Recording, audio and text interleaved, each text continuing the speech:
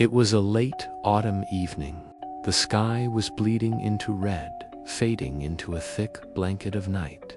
The streets were almost deserted, the kind of silence that presses against your ears. Aisha, a high school girl, walked alone with her backpack slung across her shoulder. She had stayed late at school to finish her project, and now she regretted it. Every step echoed too loudly. Every breath felt heavier. The streetlights flickered above her head, humming like dying insects. The wind blew through the dry autumn leaves, making them scrape along the pavement.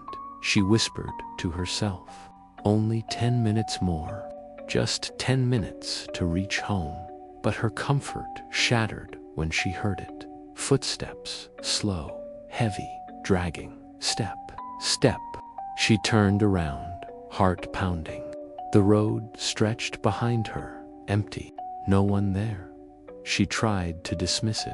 Maybe it was the sound of her own steps echoing back. She walked faster, but the sound grew louder, as if someone invisible followed, matching her pace. Then, one of the street lights above her fizzled and went out. In that sudden pocket of darkness, her eyes caught something at the far end of the road. Beneath the faint glow of a dim lamp stood a figure, tall still, unmoving. She blinked once, and it was gone. Her throat went dry. Her pace quickened. The silence was no longer empty, it was watching. Aisha's breathing grew shallow. The quiet street felt endless. She told herself it was a trick of the eyes. Shadows could play games in the dark, couldn't they? But she couldn't shake the feeling. The air seemed colder now, pressing against her skin. Her phone buzzed in her pocket. She fumbled it out with shaky hands, her mother's missed call. She pressed dial. The line rang. Once, twice, 3 times, but no one picked up. Suddenly, she froze. Up ahead, under the dim yellow glow of another streetlight, the figure stood again. This time closer, its face hidden, its body too still, almost like a cutout placed in the real world. Her stomach twisted. She wanted to scream, but her throat locked. The streetlight above her flickered once more, and in that second, the figure took a step forward. Not fast, not slow, just one heavy step. Aisha dropped her phone. The clatter echoed down the empty street. When she bent to pick it up, her fingers trembled so badly she could hardly grasp it. When she stood, again the figure was gone. The silence pressed harder now. Her legs wanted to run, but fear rooted her to the ground. Somewhere in the distance, she thought she heard whispering. Not one voice, many. The whispering grew louder as Aisha hurried forward. It was as if the wind itself was speaking, carrying broken words. "Aisha, don't look back." Her blood ran cold. She tried to convince herself it was imagination. She clutched her backpack tighter and walked faster, but the whispers followed. From the empty trees, from the dark alleys, from the very shadows themselves. Suddenly, a cat screeched from a nearby fence, startling her so badly she almost tripped. She looked around wildly, eyes darting across every corner, and then she saw it again. At the mouth of a side alley, the figure stood closer than before, its head tilted slightly, as if watching her. This time, Aisha couldn't hold back. She broke into a run. Her shoes slapped against the pavement, echoing like gunshots. She didn't care about dignity, didn't care if anyone saw. All she wanted was to escape, but the faster she ran, Aisha's lungs burned. As she reached a small junction, she pulled out her phone again, desperate. The screen flickered, then went black. Dead battery. No, not now, she whispered, almost crying. The The road ahead seemed endless. The dim lamps stretched on like a trail leading into oblivion. Behind her, the footsteps stopped. The silence was worse. She turned slowly, her breath trembling. Nothing. The road was empty once again. But then her eyes caught something that made her stomach twist. Her shadow was no longer alone beside hers. On the ground was another tall, stretched shadow. Long arms, too long, reaching almost to the ground. But when she looked back, no one was there. Only the empty road. Her knees wobbled. She whispered again, voice breaking, "Please, just let me go home." And that's when she heard it. A deep, guttural chuckle, not in front, not behind. Right beside her ear. Aisha stumbled forward, clutching her chest, trying to run. Her legs felt heavy, as if the ground itself pulled her down. Every lamp she passed flickered out behind her, drowning the street in darkness, piece by piece. Then she felt it. A hand, cold, rough, gripping her shoulder from behind. She screamed and spun around Dowan. Her scream echoed across the empty street, bouncing off walls and fading into silence. But when she looked down at her shoulder, the mark of fingers was imprinted there, red and burning against her skin. Her tears blurred her vision. She whispered shakily, "What do you want from me?" The whispering returned, louder, all around her now. Hundreds of voices, overlapping, chanting her name. She staggered backward, tripping over her own feet, landing hard on the pavement. And at that moment, she saw them, not one, not two, dozens of figures, standing at the edges of the street, silent, still, watching. Aisha's lungs burned as she reached a small junction. She pulled out her phone again, desperate. The screen flickered, then went black. Dead battery.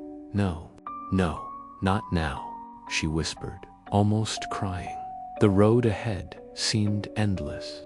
The dim lamps stretched on like a trail leading into oblivion. Behind her, the footsteps stopped. The silence was worse. She turned slowly, her breath trembling. Nothing. The road was empty once again. But then her eyes caught something that made her stomach twist. Her shadow was no longer alone beside hers. On the ground was another tall, stretched shadow. Long arms, too long, reaching almost to the ground. But when she looked back, no one was there. Only the empty road. Her knees wobbled. She whispered again, voice breaking, "Please, just let me go home." And that's when she heard it. A deep, guttural chuckle, not in front, not behind. Right beside her ear. Aisha hesitated at the doorstep.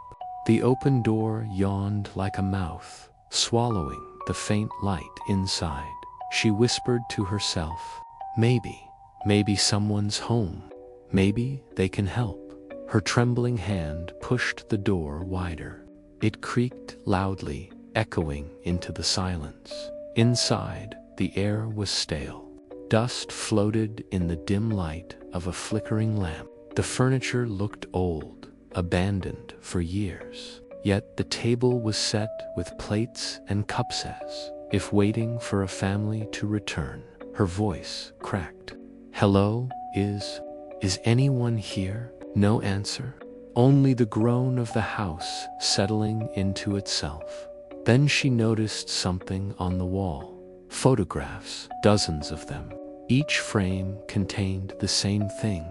Her, Aisha, standing at the school gate. Aisha sitting in class. Aisha walking home. All taken from a distance. Her heart froze. She stumbled backward, knocking a chair over. And then, behind her, a floorboard creaked. Aisha spun around, her breath catching in her throat. At the end of the hallway, partially hidden in shadow, stood the tall figure, its outline clearer, now long arms, a crooked neck, and a face obscured by darkness. Her scream caught in her chest as the figure stepped forward. Slowly, deliberately, she bolted into the nearest room and slammed the door. The lock barely clicked into place before something heavy struck the wood. The walls rattled with the impact. She pressed herself against the door, whispering, "Please, please go away." The pounding stopped. For a long, agonizing moment, there was silence. She dared to breathe. Then, from the corner of the room, she heard another whisper. But this time, it wasn't coming from the hall. It was inside the room.